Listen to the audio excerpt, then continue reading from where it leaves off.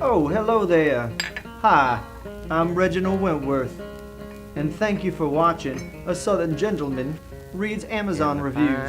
In the pines where the sun never shines, you'll shiver when the cold wind blows. This week our review is from Gummy Poo. He writes this story on January 16th of 2014. Another review of sugar-free gummy bears. As a paramedic, it is often difficult to not only eat at work, but to eat relatively healthy. I developed a sweet tooth one day, and if there's one thing I love, it's a gummy snack. Oh look, sugar-free gummy bears. I haven't had gummy bears since I was in middle school, I exclaimed to my partner. And the fact that they were sugar-free practically makes them healthy, right? I downed quite a few of them on the way to the next call, and I had finished the bag by the early August afternoon. In the oppressive southern heat, we were dispatched to an unconscious person. As we traversed the city streets, I began to get cold chills and cramps despite the triple-digit temperatures. My abdomen was obviously bloated, and the noises, oh God, the noises. We arrived on the scene and quickly loaded the critical patient into the ambulance. I grabbed a firefighter to ride with me in case the patient crashed before we got to the emergency room. In the back, the pressure was building against my dirty rosebud. I had to release something and thought that if I could just get some air out, I might not have to change my pants.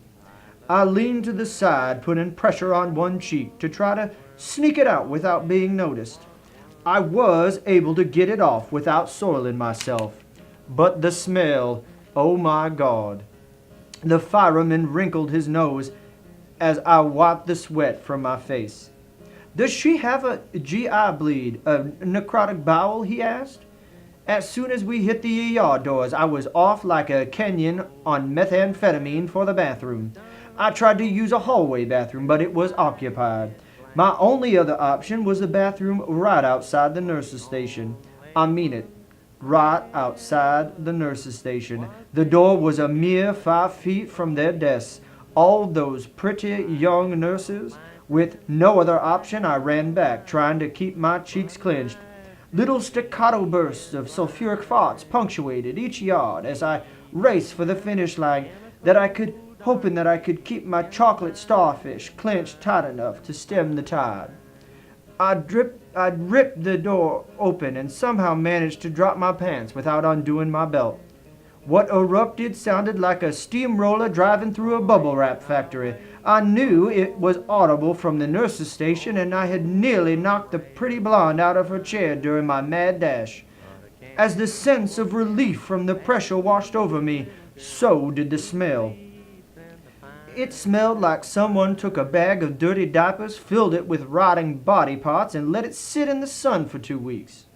I sat there petrified, but also doubled over with the sort of cramps that makes one pray for death. Tanya, what is that smell? Came a voice from outside the door. I knew there was no escaping with my dignity intact. I sent a text to my partner from the bathroom telling her I was sick and to let me know when she was ready to leave. When she replied, I dashed from the bathroom back to the ambulance. I gotta go, I'm sick, I told her. We started back for the station and were a few miles away when we witnessed a car wreck. The kind of car wreck where you know someone is injured and it's hard to sneak past it if you're in an enormous truck that says ambulance. We had more units responding, and if I could just keep from shouting, I'd be okay. I stepped out of the truck cramping and sweating and knew I was over my head. My partner climbed to one car and I climbed into the back of the ambulance. I looked around and desperate for relief, I spotted the biohazard trash can. I locked the door and squatted over the can. It was small, and I knew I couldn't put my weight on it without breaking it. Fleetingly, I considered the wisdom of this decision, but by then the floodgates of my rusty sheriff's badge had opened up, and I sprayed a pure fecal evil concentrate into the can. Now let me say that ambulances and all the parts and equipment on them are built by the lowest bidder. This includes the locks on the doors. Attempting to retrieve a piece of equipment, my partner tried the door. Thinking the lock was just stuck, she pulled on the handle hard. The mechanism broke and we locked eyes as I unleashed yet another volley of pure concentrated gummy death that sounded like two events happening at once. The sound of wet denim ripping and like trying to burp with a mouthful of pudding. Luckily, she did not see my sausage and manberries as I was cupping them in one hand to keep them from being sprayed with poo mist. I'm sorry, I'm so sick. Shut the door, I screamed. The door slammed and managed to find an extra sheet, which I cut up and wiped with. Now the next question, what was I supposed to do with the red plastic trash can full of steaming excrement that had a consistency of a watered-down pancake batter? I triple-bagged it and placed it outside a spare compartment. We blissfully made it back, and I was able to make it home, stopping only twice to defile public bathrooms. My partner never worked with me again, and the nurses at the ER still haven't forgiven me for ruining their bathroom. Thanks, Haribo. God bless that man. What a terrible story. I hope you can join us again soon. This world, for there never was one so fair.